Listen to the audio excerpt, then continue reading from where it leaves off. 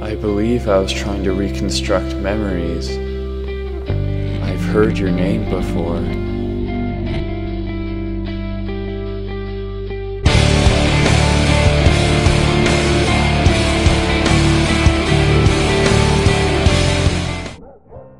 I was positive now.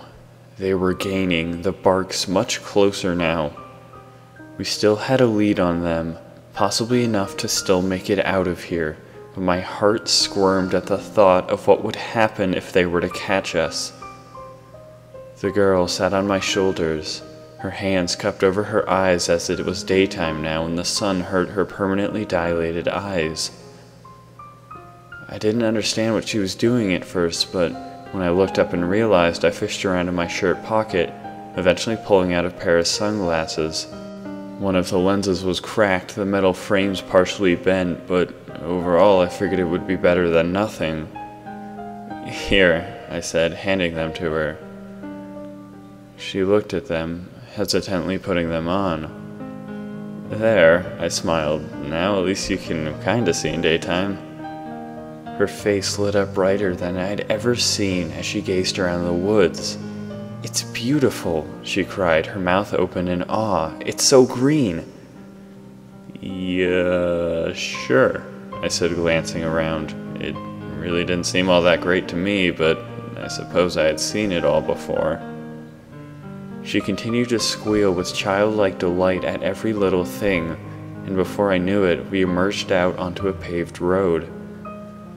As several helicopters droned in the distance, I quickly determined where down the road my car would be and slunk back into the cover of the forest. We followed the road from a safe distance, freezing in our tracks and dropping to the ground several times as black cars shot down the street, usually in large caravans. I tried to ask her more about her previous bone-chilling statement about my name, but she asserted that the reconstruct had failed. Her memories had not returned. All she could say with certainty was that she had heard my name before. This frustrated me to no end, but after hounding her for what felt like hours, I eventually had to give up and just hope she would be able to elaborate more later. Neither my last nor first name was what you would call uncommon, so I tried to not let it bother me. I quickly realized that this was certainly not the biggest of our problems as I suddenly saw what appeared to be a road blockade on the pavement up ahead. I quickly darted further into the forest. This was bad. We would have to go far out of our way now to circle around such a thing, putting less distance between us and the approaching team. I sighed in frustration and tried to pick up my pace, but my shoulders and legs burned from carrying the heavy creature. I doubted I would have been able to make it this far under normal circumstances. My mind was going dark from exhaustion. I tried to go a ways perpendicular to where the road blockade had been before attempting to cut across. There was no physical barrier in the forest, but something told me they would have some sort of security measure in place at least some distance from the road. My nervousness at the approaching militia caused me to try to cut across too soon, however, and my fears erupted into reality as with one turn of my head, I saw them not 10 trees away. 2 men were leaned against a large pine, guns at their sides, taking a smoke break. It was a miracle that we had been able to sneak this close to them thus far, but getting past them would be downright impossible. I ducked behind a tree immediately, my mind running at full pace, trying to figure out my next step. "Can't we talk to them?" I whispered to the girl, cringing, knowing it wasn't possible before I even said it. "It's okay," she said. "I don't mind." "That's what bothers me," I whispered harshly, making her jump. "There has to be another way." She shook her head. "No," I cried. "I refuse to believe that. I won't let you do any more killing. We'll figure something out." She just sat in silence for some time before quietly saying, "Let me down." "No," I whispered. "I'm not letting you do that again." "There is no other option," she said, her tone going flat. "I'd rather die," I hushed, grabbing her legs tighter, knowing I was being dramatic, knowing there was no way out of this. My arms suddenly felt as if they were snapped in half, being thrown to my sides with a burning sensation as I collapsed to the ground. I rolled several times before quickly staggering to my feet. The girl had jumped off me, her back to me now, chains vibrating into the air. In my panic, and with courage or madness I wouldn't have even dreamed of a day ago, I suddenly scrambled out into the open. I raised my rifle at the men as I hurriedly staggered forwards, trying to accomplish my task before my common sense could prevent me. The men snapped their heads around in my approach and froze in shock and confusion. I tried several times to speak before finally croaking out with a weak voice, "Don't move." As I walked closer, I watched one of the men begin to lift his gun slowly, and my heart pounded, adrenaline making my hands begin to shake the weapon despite my attempts to hold it steady. This all felt like a dream. Was I really doing this right now? "I said don't fucking move," I screamed, my voice pathetically faint. "I swear to God I'll shoot you." The truth was, I wasn't sure if pulling the trigger would even get the gun to fire. I didn't know if there was any ammo in it, and I hadn't bothered to even check the safety. I didn't care because I wasn't going to use it. Thankfully, the sheer absurdity of a teenage kid pointing a firearm at them with shaking hands and barking out pathetic orders seemed to be sufficient to startle and confuse them enough to keep them from firing at me. For now. "I'm trying to save you," I choked, my voice once again faltering and forcing me to repeat it. "I'm trying to save you." My hands shook violently and I tightened my finger on the trigger, tears practically flowing down my face. I was so scared. "Whoa, okay. One of the men stammered nervously. What are you doing there, buddy? Who are you?" This was good. I clearly looked unstable enough to fire at any second, and this kept them from raising their weapons. They only wanted to talk me out of it, just as I wanted to talk to them.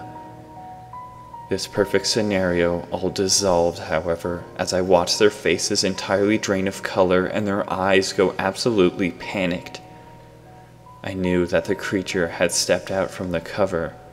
I heard the ringing of chains. "Please," I croaked, panic consuming my face as well. "Just let us pass. No one has to die."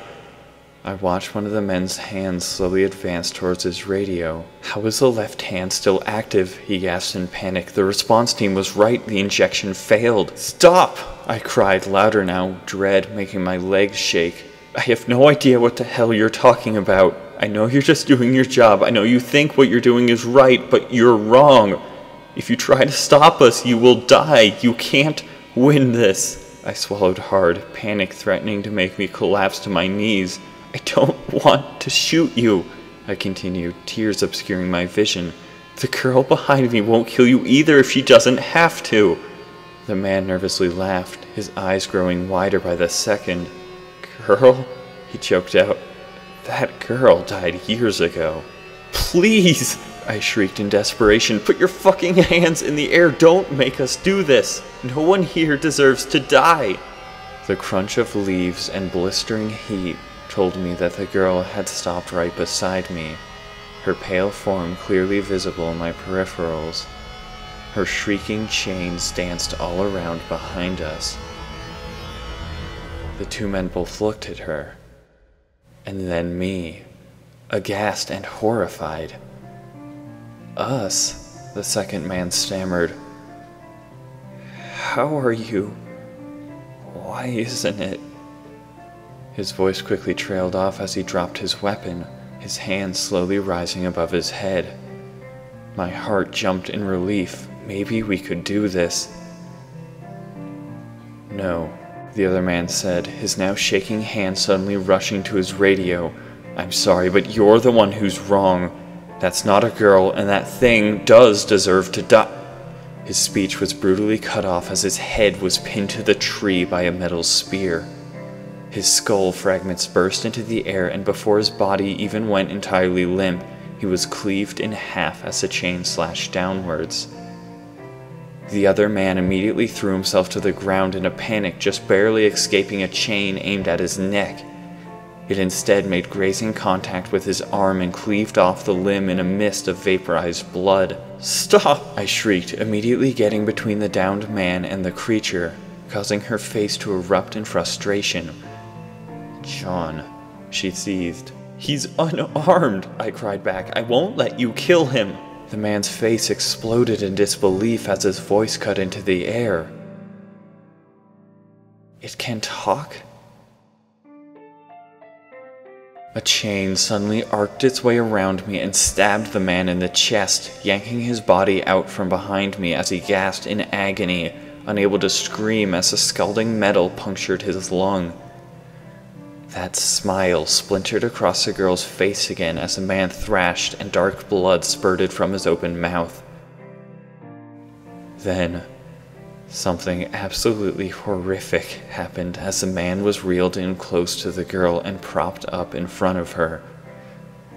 Even though he was several feet away, the air around him began to blister with heat, and although the chain holding him up fell to the ground, his body remained suspended upright.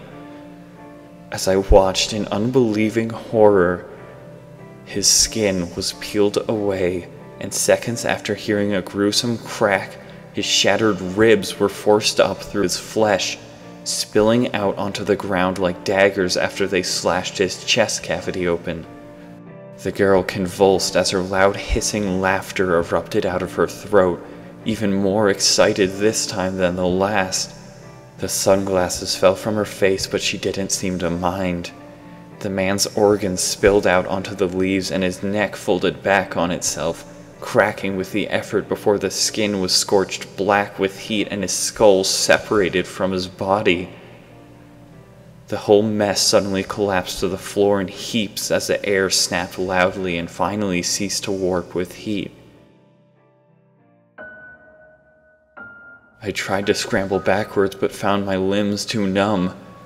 The creature looked at me. Something was different this time.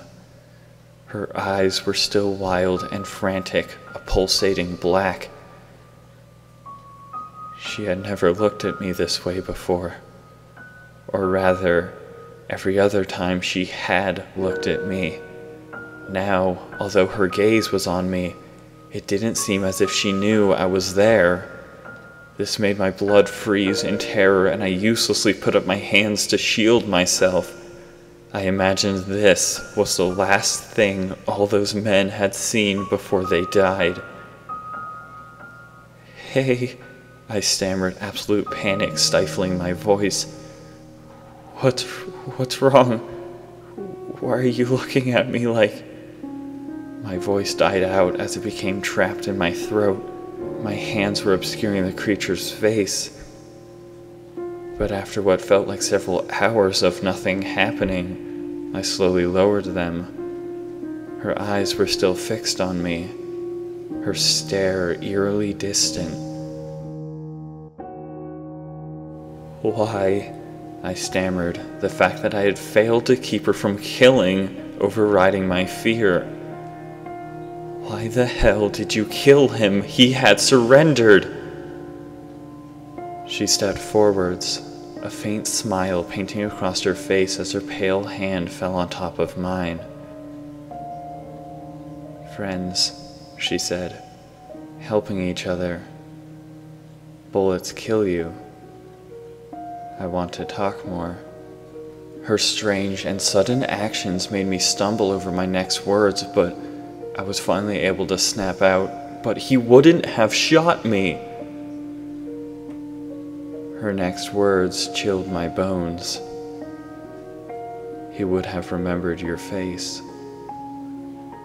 My hand suddenly erupted in unimaginable burning pain, and as I watched, despite what my muscles wanted to do, it slowly turned around and gripped hers. As her perverse eyes glanced down at our hands, her faint smile began to fracture into a larger, far more disturbing one. I tried to pull my hand away, but the moment I moved a muscle, the burning pain exploded through my arm again and I was forced back into position. "What are you doing?" I screamed. "Let go of my hand!" Her face was slowly becoming more and more disturbing, her eyes losing further life. "Let go! What the hell is wrong with you?" I tried again to yank away, despite how it made my hand seize up in agony. "I'm not your damn puppet!" I shouted. "Move your own fucking limbs!" Her pulsating black irises lit up with glee, and from her hideous mouth, dripping with saliva, words came forth that stopped my heart. Or rather, not words at all, but a drawn-out, guttural hiss. Her eyes suddenly snapped to my face and my hand was slapped away from hers. I rolled to the ground in anguish as she flinched backwards and her face erupted in concern. "What happened?" she asked, taking a step back. "What do you mean?" I groaned, staggering to my feet and gripping my hand. "I should be asking you, what the hell was all that?" Her face showed nothing but confusion as she glanced around wildly. I think I killed these men," she stammered. "You definitely did!" I screamed. "What the hell do you mean you think you did? You were laughing like a fucking psycho as you telekinetically filleted this man where he stood." She looked around wildly with a sort of horror spreading across her face I had never before seen her express. She stammered, looking at herself with disbelief and then glancing at the man's skinned and disfigured body lying in front of her.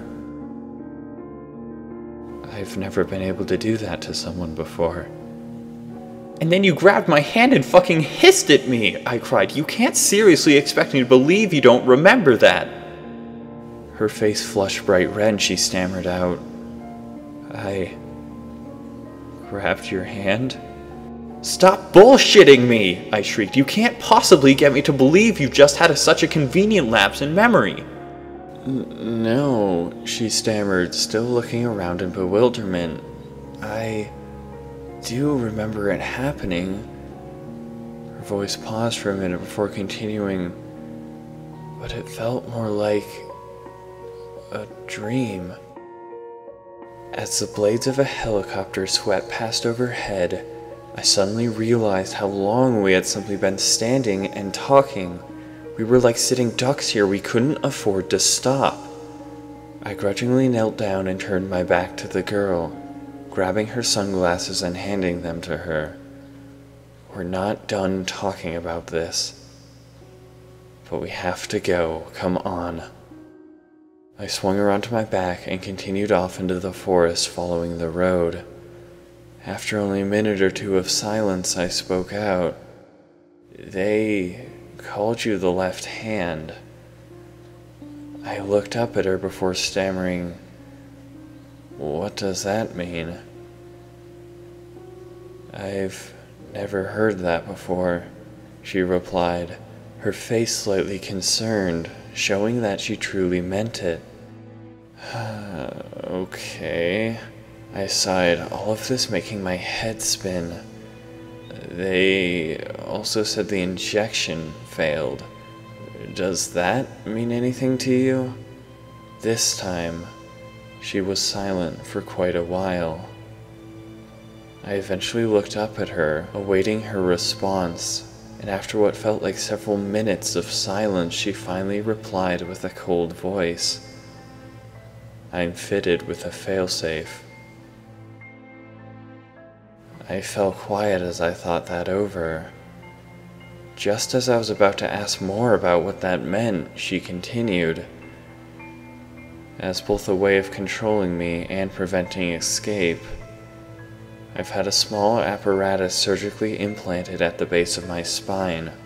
A vial of cyanide is loaded into the chamber and set to inject if it detects any tampering." I was speechless. "It's also set to inject if it receives a kill order," she continued. "So, when you tried to escape," I stammered. "I imagine they sent the kill signal and the poison was injected," she finished slowly.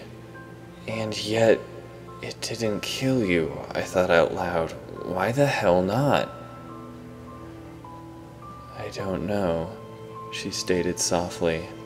How the hell can you not know? I cried. Are you sure it even injected?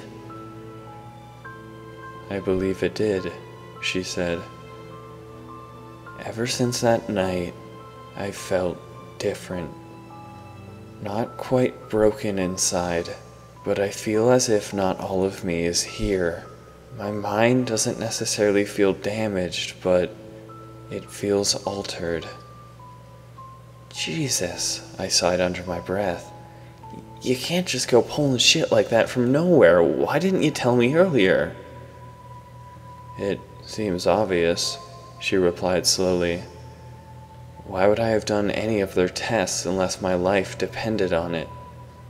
It seems apparent that they would have something to hold over my head. Just because you couldn't figure it out isn't my fault. I practically stopped walking. I was so stunned. What was that? I stammered, my heart staggering slightly. Was that sass just now?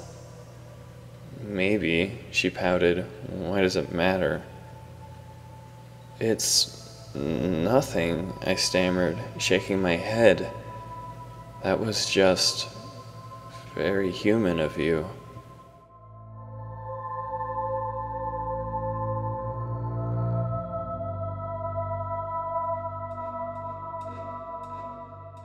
We eventually reached a point where we hadn't seen any black cars for miles, and before long we found ourselves in the neighborhood where I parked my car.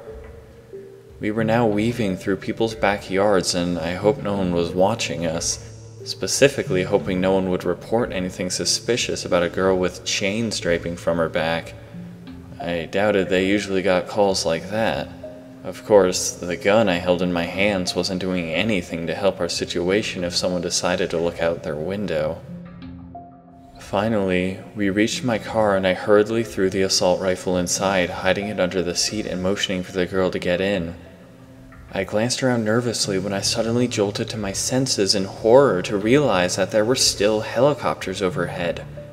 The rhythmic chopping had been so constant and repetitive for hours on end that it had become white noise in my mind. I looked up to see that there was one barely visible on the horizon, but there was another, far closer. I froze but tried to calm my panicked breathing. Surely we didn't look out of place in this neighborhood, and the helicopter was fairly high up. Surely they wouldn't have been able to positively identify the girl from such a distance. That was if they were even looking in our direction. There was so much ground below them. My heart continued to hammer as the creature hopped inside the car awkwardly. It seemed like she could retract her chains a good deal, but even fully retracted, they dragged on the ground. This made it incredibly, almost humorously awkward for her to sit in the passenger seat.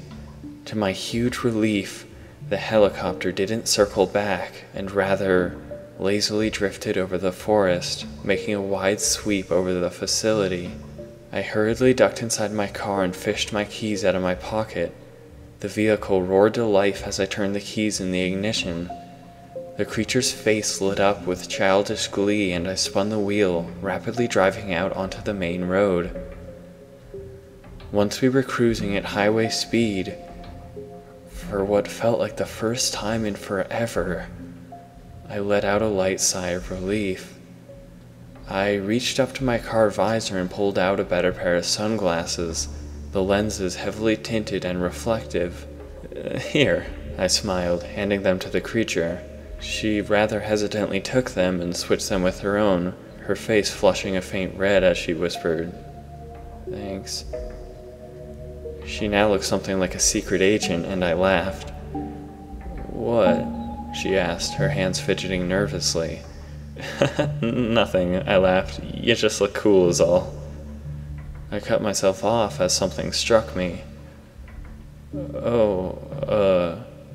Here," I stammered, flipping down the visor in front of her, lifting up the cover to reveal the mirror underneath. Don't, freak out on me or anything. I awkwardly laughed. You look a little, you look kinda ghoulish.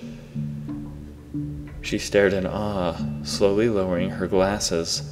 But like, in a pretty way, I choked, trying to catch myself. I'm not trying to hurt your feelings. I mean, the lidless eyes are a bit disconcerting to be honest, but I mean, other than that, you're kinda cute? I quickly let my voice uncomfortably fade out and looked away at the road, deciding to just shut the hell up. I drummed my fingers on the steering wheel awkwardly and stole a glance to see her face as red as a tomato. You think I'm cute? Her voice crawled out into the air, her face knitted in embarrassment. I stammered, trying to dodge the question. It doesn't matter what I think, it matters what you think. She was quiet for a long time, and the silence was so uncomfortable that I would have almost rather she just cut me in half. No, she replied after a while. That's not true at all. It does matter what you think. Without her even touching it, the mirror slapped closed and the visor slammed back up to the ceiling, warping with heat. The only thing that matters is what you think, she continued. Oh God, I cried and stammered. I already wasn't good with this sort of thing, and the fact that this girl could thread my body with metal spears didn't help. In truth, she looked like nothing more than a sort of corpse to me. I had never thought to look at her in any other way. Perhaps she was pretty behind the deathly pale skin and hollow eyes, but the way she tore those people apart made it a little hard to look at her that way. I glanced at her, studying hard for the first time, and this made her flinch away in embarrassment. Stop, she stammered, facing away. What are you doing? I don't like the way that feels. Sorry, I cried, turning away and feeling my own face going red. I winced and swerved the car back onto the road, not realizing how distracted I had been. I sat in silence for a while, hearing the asphalt pass by underneath the car, trying to think hard. Clearly showing my inexperience with this sort of thing, I decided to simply speak aloud what I was thinking rather than try to piece together an answer. I think so, yes, I stammered, watching your face flush with crimson red. But not when you're tearing people apart, I continued, pausing for a minute at the sheer absurdity of the conversation happening right now. I mean, I choked, like, it's pretty damn hard for me to find you attractive when you're smiling. My blood froze and my hands practically flew off the steering wheel to cover my mouth. I did not mean that, I shrieked, panic consuming me. I mean the creepy smile you get when you kill people, not your normal smile. Good God, I am sorry I said that. I would love to see you smile. I just wanted to drive the damn car off a cliff. How could I be so fucking bad at this? Please smile, I cried, practically tearing my hair out with frustration. Her face was splattered with confusion. Jesus Christ, I sighed, finally catching her gaze and holding it. The dense black sludge that seemed to swirl behind her eyes was a lightning storm of electricity. If I'm having this much trouble, I laughed nervously, I guess I do find you pretty, even if I didn't realize it until now. Her gaze dropped to the floor and I turned back to the road, but the newfound tension made me want to scream. God damn it. I half laughed, half cringed. Now why'd you have to go and make it weird? Weird? She echoed. Yeah, I laughed. You can't tell me you don't feel this, whatever this is. It seems like happiness, she said slowly, pondering, but the nauseating kind. I laughed. Yeah, I was gonna say awkward, but you might be feeling a different emotion there. Partly because it had been bothering me for some time, and partly because I would have said anything to change the subject, I quickly said, "Do you know how long you've been in that facility altogether?" She looked at me, thinking for a minute. "As long as I can remember," she eventually stated. "So, like all of 6 weeks?" I sighed. "That's not very helpful." "Well," she replied, "you're right. I'm not sure, but I assume I was born there." "I highly doubt that," I said. She looked at me curiously. "You didn't learn anything there, did you? I mean, like school. You didn't learn English or math or anything like that once while you were there, did you?" "No," she stated. "There was never any time for such subjects." "Well, then what's 4 times 8? I asked, cutting her off. 4 times 8, she pondered. "That's 32, but why? And what's the capital of Colorado?" I asked. "Denver, I think," she replied. "Why are you asking me? Where did you learn all that?" I asked, continuing before she could answer. "Listen, if you were born and raised in a facility such as that, I'll bet you'd have the intelligence of a 4-year-old. "Well, maybe I learned them in the facility before I lost my memories and just don't remember," she said slowly, thinking hard on the subject. "That's possible," I thought out loud, "but somehow I doubt it. Earlier I asked if you had sassed me, and you knew what that meant. That's like a heavy slang term that would only honestly be learned in the outside world." "So you're saying before I lived in that place?" She started, looking at her hands and turning them slowly. "Yes, I think so," I said, watching your face. "And as the facility injected you with drugs or whatever to make you what you are, it means you were entirely human as well." "God," she cried, tearing at her scalp, "why can't I remember?"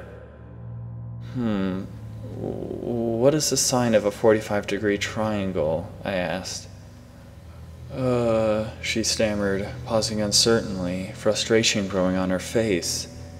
"It's like, I don't know, I mean I do, but I can't remember how to..."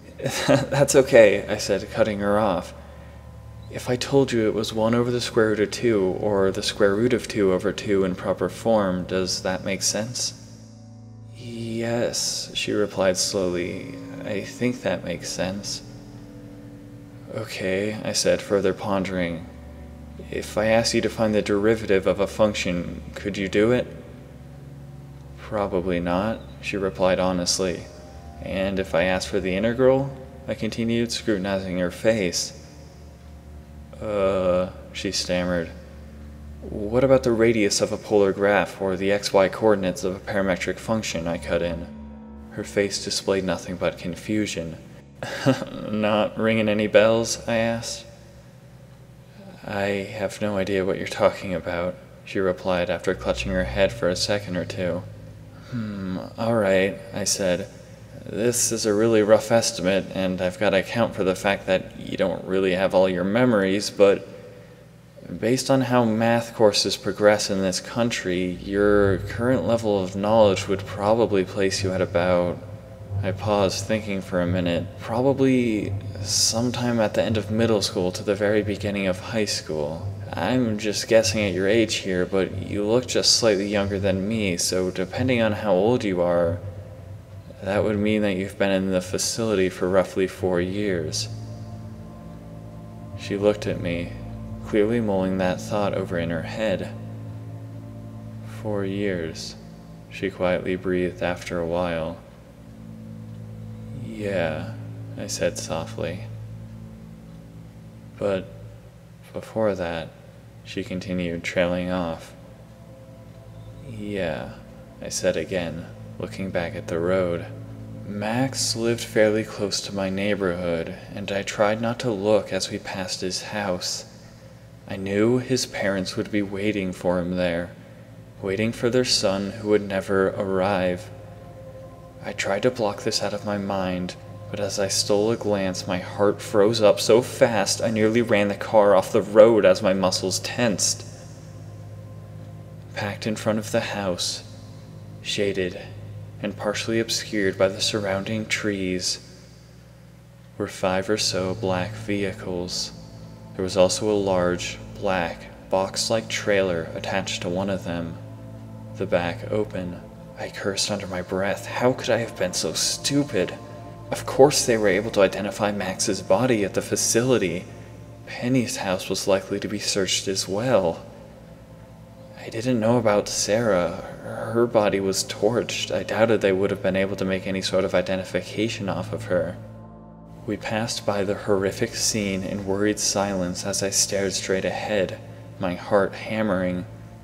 "They'll find us," the creature slowly said, glancing out the window. "And they'll kill everyone involved." Horrible queasiness encroached in my stomach. "Max and Penny's families," I stammered. "Probably interrogation," she said softly. "If they truly don't know anything, they should be fine." She paused uncertainly. I gripped the steering wheel in frustrated resentment, my initial fears erupting into hatred. "Not if I shut that fucking facility down," I resolved through clenched teeth. My knuckles turned white from gripping the wheel. "Oh," she breathed, quietly turning to look ahead. "All of them?" My blood ran cold.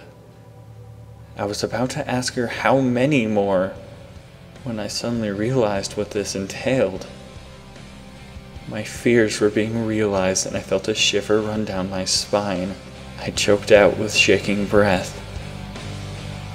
"You mean there are more? Like you?"